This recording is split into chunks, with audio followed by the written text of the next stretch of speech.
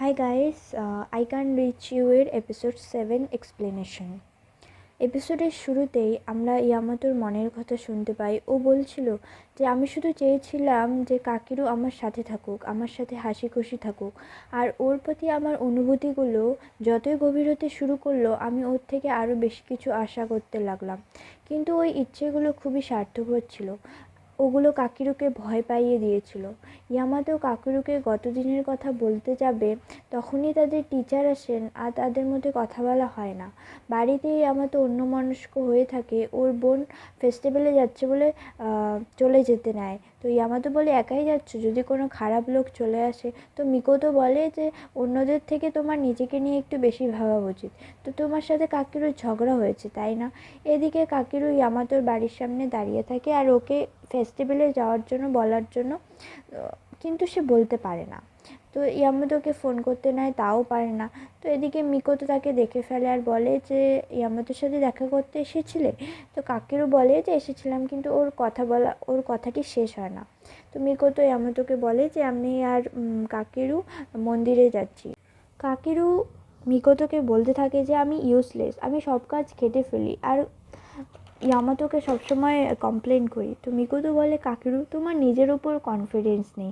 আমি এটা বলবো না যে আমি ইয়ামাতোকে নিয়ে সব কিছুই জানি, কিন্তু এটা বলতে পারি যে ও এমনি এমনি তোমার প্রেমে পড়েনি। তখনই ইয়ামাতো আসে আর বলে যে আগের দিন যা হয়েছে তার জন্য আমি সরি।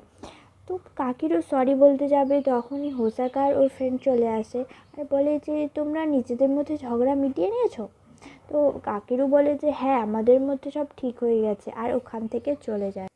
কাকিরু মন্দিরে প্রার্থনা করে যে ইয়ামাতো আর আমার মধ্যে যেন সব কিছু ঠিক হয়ে যায়, সব কিছু নর্মাল হয়ে যায়। তো হোসাকা ইয়ামাতোকে বলে যে এবার আবার কি হলো তোমাদের মধ্যে? তো ইয়ামাতো বলে জানি না, কিন্তু কাকিরুর ওর নিজের ওপর কোনো কনফিডেন্স নেই। আমি কাকিরুর সঙ্গে খুব হ্যাপি, কিন্তু আমি যখন ভাবি যে ও আমাকে নিয়ে কীরকম ভাবে, তখন আমার একটু দুঃখ লাগে। আমি আমার উপর কন্ট্রোল হারিয়ে ফেলি। আরেকটা ফ্রেন্ড বলছিল তুমি কাকিরুকে এগুলো বলেছো, এই বিষয়ে বলেছো? ইয়ামাতো বলে যে না। তখন হোসাকা বলে এমন অনেক বিষয় আছে যেগুলো কোনোদিনও সফল হবে না যদি তুমি না মুখ ফুটে বলো। তো তোমাদের মধ্যে যদি এভাবেই চলতে থাকে তাহলে তোমাদের মধ্যে ভুল বোঝাবুঝি তো তৈরি হবেই। এটা শুনে ইয়ামাতো কাকিরুকে খুঁজতে যায় এবং ওকে খুঁজতে থাকে। এরপর ইয়ামাতো কাকিরুকে খুঁজে পায়। ওরা দুজনে একটি জায়গায় বসে। ইয়ামাতো বলে কাকিরু তোমার কি এখনও মনে হয় তোমার মধ্যে কোনো ট্যালেন্ট নেই? তো কাকিরু বলে যে হ্যাঁ। এটা তোমাকে অবাক করলো তাই না? ইয়ামাতো বলে যে হ্যাঁ একটু, কিন্তু আমি বলবো যে আমার তবুও তোমাকে ভালো লাগে। তোমাকে তখনও ভালো লাগতো তোমার যখন কোনো কনফিডেন্স ছিল না, এবং এখনও ভালো লাগে। তুমি কখনও কাউকে সাহায্য করতে পিছু পা হও না, আর তোমাকে সবাই পছন্দ করে। আর তুমি আমার প্রতি এতটা আন্তরিকতা দেখাও সব কিছু, তোমার সব কিছু ভালো লাগে। তাই বলছি তোমার মধ্যে এমন অনেক ট্যালেন্ট রয়েছে, এমন অনেক গুণ রয়েছে। তো কাকিরু এগুলো শুনে একটু ভালো লাগে কাকিরুর, আর ও একটু লজ্জা পেয়ে যায়।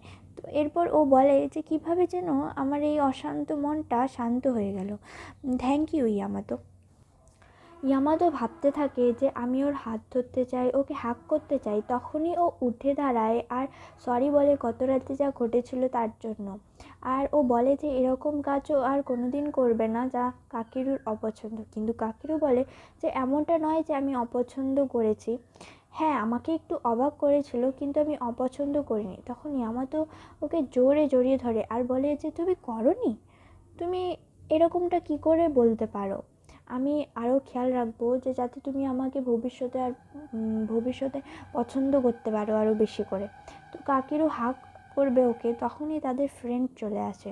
তো ইয়ামাতো মনের কথা আমরা শুনতে পাই যে আমি ভয় পেয়ে গেছিলাম যে আমার এই ফিলিংসগুলো আমাদের এই সম্পর্কটাকে ভেঙে ফেলবে, কিন্তু এখন আমি অনেক খুশি যে আমি কাকিরুকে ভালোবেসেছি এবং এখনও বাসি। এবং আমার মনে হলো যে একটু হলেও আমাদের মধ্যে কিছুটা বদলেছে সম্পর্কেও।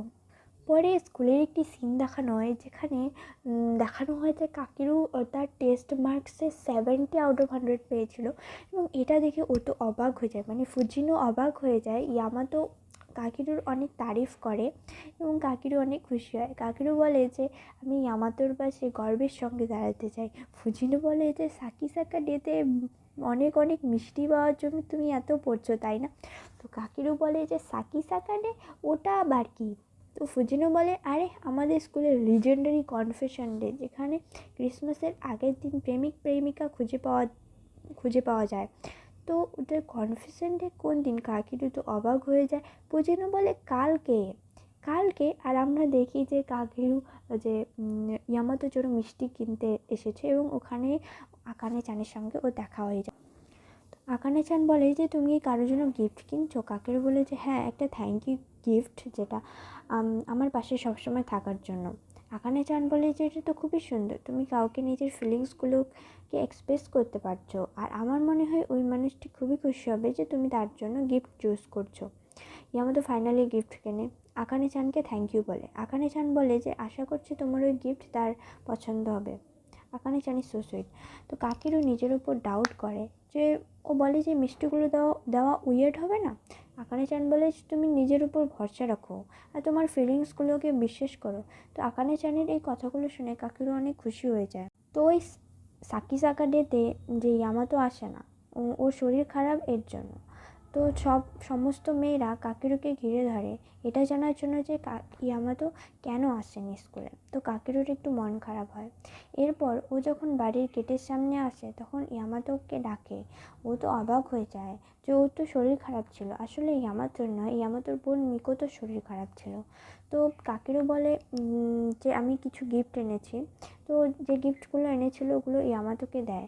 ইয়ামাতো তো খুবই খুশি হয়ে যায়। ও বলে যে আমি এতটাই খুশি যে আমি যেন মরেই যাব। কাকিরুল বলে এমনটা বলো না। তো ইয়ামাতো বলে যে আমিও কিছু এনেছি, যেমন এই কুকিগুলো আমি ফার্স্ট টাইম নিজে হাতে বানিয়েছি। তো কাকিরু তো খুবই খুশি হয়ে যায়। তো ওরা দুজনে ওগুলো এনজয় করে খায়। তো কাকিরু বলে যে আমি ইয়ামাতোকে খুব পছন্দ করি। তো নেক্সট দিন কাকিরু যে ক্লাসে ভাবতে থাকে যে আমি আমার মনের কথা এখনও বলতে পারিনি ইয়ামাতোকে, আমি আমার ভালোবাসা এখনও প্রকাশ করতে পারিনি।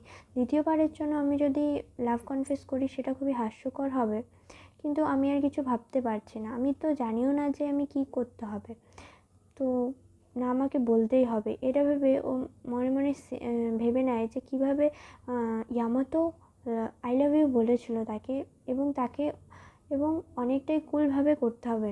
তো ক্লাসের মেয়েগুলোর কথা শুনে ওর একটা আইডিয়া আসে।